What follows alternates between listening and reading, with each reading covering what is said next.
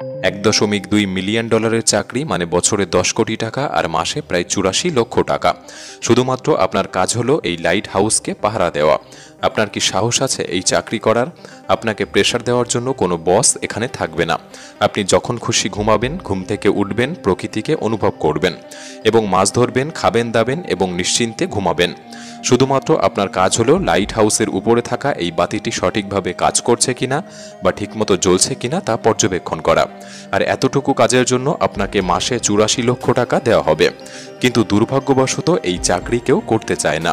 পৃথিবীর সবচেয়ে ভয়ঙ্কর চাকরিগুলির মধ্যে একটি হলো এই জুমন লাইট হাউসকে পাহারা দেওয়া, কারণ এটি সমুদ্রের মাঝপথে এক ভয়ঙ্কর জায়গায় অবস্থিত। সর্বপ্রথম এই চাকরি করার জন্য আপনাকে একটি ফর্ম পূরণ করতে হবে এবং কিছু শর্তাবলী মানতে হবে। এখানে কাজ করার সময় কোনো ব্যক্তি আপনার সাথে যোগাযোগ রাখবে না। আপনি সম্পূর্ণ একা থাকবেন এবং সবচেয়ে খারাপ বিষয় হলো এই অঞ্চলে সবসময় ভয়ঙ্কর সামুদ্রিক ঢেউ দেখা যায়, যে সামুদ্রিক ঢেউ টাওয়ারের 10 মিটার পর্যন্ত উঁচুতে উঠে আসে। যখন তখন আপনার জীবন চলে যেতে পারে। এই ফটোটি একটি রেস্কিউ অপারেশন চলাকালীন সময় তোলা হয়েছিল, যেখানে দেখা যায় লাইট হাউসের 3 পাশে জল ঘিরে রয়েছে। যদি পুরোটা জল থাকতো হয়তো পাহারাদারকে বাঁচানো যেত না। এত কিছুর পরও আপনার কি সত্যি সাহস আছে এই চাকরির ফর্ম ফিল আপ করার? তাহলে আসুন এই লাইট হাউস সম্পর্কে আরও গভীরভাবে জেনে নেওয়া যাক। ভিডিওটি অনেক ইন্টারেস্টিং হতে চলেছে, তাই সম্পূর্ণ দেখার অনুরোধ রইল। আর নতুন বন্ধুরা অবশ্যই পাশে থাকা সাবস্ক্রাইব লেখাটি প্রেস করে বেল আইকনের অল অপশন সিলেক্ট করুন। লাইট হাউসের এই অদ্ভুত আর ভয়ঙ্কর চাকরি দেখে হয়তো আপনি বুঝতে পেরেছেন কেন তারা শুধুমাত্র পাহারা দেওয়ার জন্য এত টাকা দিতে রাজি। কিন্তু আপনার মনে কি একটিবারের জন্য প্রশ্ন আসেনি এই লাইট হাউস কেন তৈরি হয়েছিল আর কেনই বা গুরুত্বপূর্ণ এই লাইট হাউস সবসময় জ্বলতেই হবে? এর কারণ জানতে হলে আমাদের ইতিহাসের পাতা উল্টাতে হবে। যখন লাইট হাউসের জন্ম হয়, আমরা কথা বলছি প্রাচীন বিশ্বের, যখন দূরবর্তী কোনো জায়গায় যেতে হলে না ছিল কোনো শর্টকাট রাস্তা, না ছিল গাড়ি, তাই দূরবর্তী জায়গার জন্য জলপথ ছিল একমাত্র শর্টকাট উপায়। সেই সময়কার এক ক্যাপ্টেন মার্সিয়াস, ইনি ছিলেন একজন খুব পারদর্শী নাবিক, যিনি তার জীবনে খুব ভয়ঙ্কর সাগর পার করেছিলেন। সেই সময় বেশিরভাগ জাহাজ কাঠের তৈরি হতো। ক্যাপ্টেন একদিন এক অন্ধকার সমুদ্র পার করছিলেন। ঠিক তখন তার জাহাজ নিচের পাথরে ধাক্কা লাগে এবং একটি ছোট ছিদ্র হয়ে জাহাজ উল্টে যায়। যথারীতি এই ক্ষতি বিশাল অঙ্কের ছিল।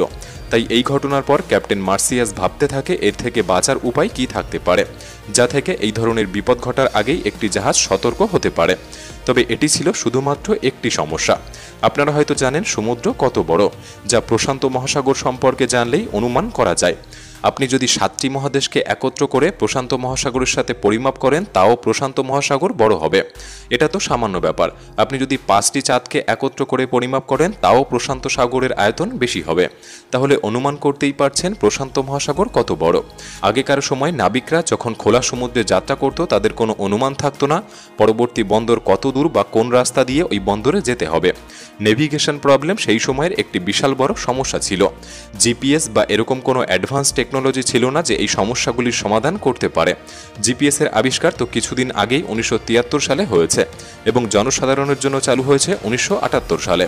কখনো কখনো আমরা তো গুগল ম্যাপ দেখেও ভুল রাস্তায় চলে গিয়ে থাকি। তাহলে প্রাচীন নাবিকরা কতটাই বা সঠিক পথে চলবে? তারা প্রধানত সূর্য, চাঁদ, তারা এগুলির উপর নির্ভর করেই অসীম এই সমুদ্র পার করতেন। তাছাড়া এই নেভিগেশনের কারণে আরও 2 থেকে 3 প্রকার সমস্যার সম্মুখীন হতে হতো, যেমনটা ক্যাপ্টেন অ্যালেসের সাথে ঘটেছিল।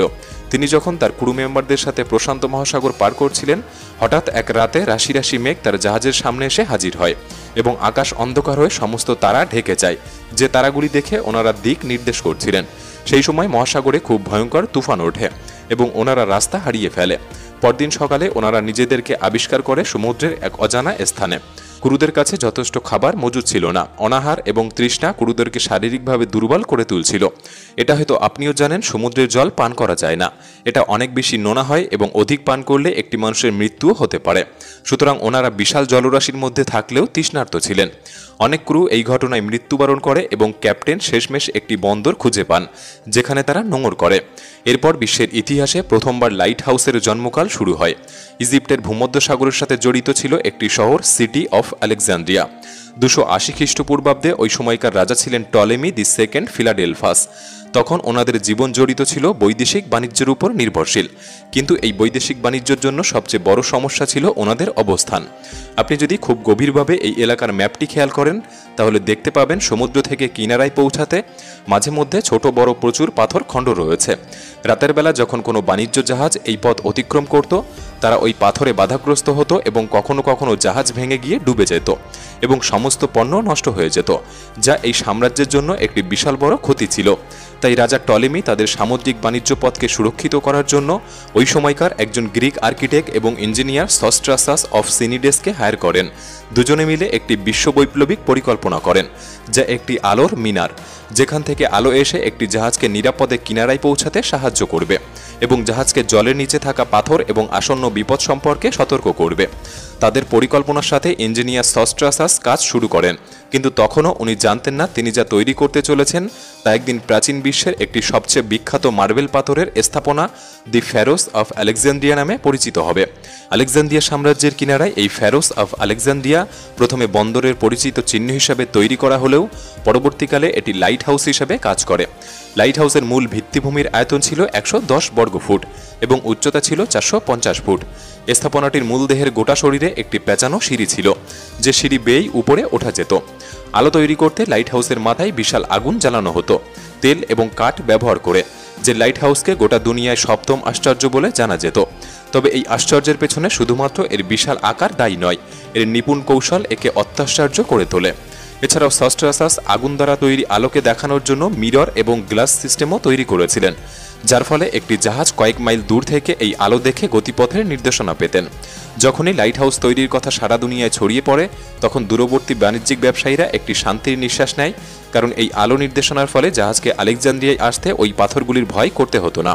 সুতরাং এটি গোটা দুনিয়ার প্রথম সতর্কতামূলক লাইট হাউস তৈরি হয় সমস্ত নাবিকদের কাছে এবং এরপর এই লাইট হাউস কনসেপ্ট সারা বিশ্বে ছড়িয়ে পড়ে। প্রথম দিকে এই লাইট হাউসগুলি যদিও উপকূলের কাছাকাছি তৈরি করা হতো, কিন্তু সময়ের সাথে সাথে যখন সামুদ্রিক বাণিজ্য বাড়তে থাকে তখন সমুদ্রের ব্যস্ততম বাণিজ্য রুটের মাঝামাঝি যেখানে বিক্ষিপ্ত পাথরগুলি উঁচু হয়ে আছে বা যে পাথরগুলি জাহাজে ক্ষতি করতে পারে সেই সব অঞ্চলে লাইট হাউস নির্মাণ শুরু হয়। এই কারণে সমুদ্রের মাঝে এরকম উঁচু টাওয়ারগুলি আপনি কখনো কখনো দেখে থাকতে পারেন।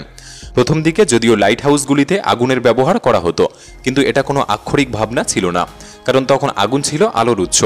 ধীরে ধীরে আলোর উৎস হিসাবে মোমবাতি, গ্যাস ল্যাম্প এবং অয়েল ল্যাম্পের ব্যবহার শুরু হয়, তবে আগুনের আলোর জ্যোতি এতটা বেশি ছিল না।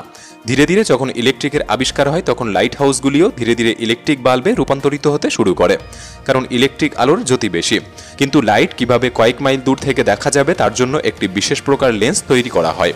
1800 বার প্রতিফলনকারী এই লেন্সটিকে লাইটের পিছনে লাগানো হতো, কিন্তু ওই সময়কার বিশেষজ্ঞরা একটি বিষয় জানতে পারে যে লেন্সকে যদি পিছনের পরিবর্তে সামনে লাগানো হয় তাহলে আলোর জ্যোতি আরও বেশি দূর যেতে পারে। তবে সমস্যা ছিল যত বেশি মোটা লেন্স হবে আলো তত কম দূরে যাবে। ঠিক ওই সময় আবির্ভাব ঘটে ফরাসি সিভিল ইঞ্জিনিয়ার এবং পদার্থবিজ্ঞানী অগাস্টিন জিন ফ্রেসনেলের, যার কাছে এক বৈপ্লবিক সমাধান ছিল। তিনি লেন্সগুলিকে সরু আকার দেয় এবং এমনভাবে ডিজাইন করে যার ফলে আলোকরশ্মিগুলি লেন্সের একটি নির্দিষ্ট স্থানে ফোকাস করে এবং আলোকরশ্মিকে একটি সিঙ্গেল ডাইরেকশনে নিয়ে যায়। এখনও পর্যন্ত সমস্ত লাইট হাউসগুলিতে ফ্রেসনেলের তৈরি লেন্স ব্যবহার করা হয় এবং এই আবিষ্কারটি লাইট হাউসকে একটি বৈপ্লবিক রূপ দেয়। এর ফলে লাইটগুলিকে কয়েক মাইল দূর থেকে দেখা যেত, সুতরাং এই লাইট হাউসের মাধ্যমে একটি জাহাজ অনেক দূর থেকেই তার গন্তব্যের বিপদ সংকেত পেয়ে যেতেন।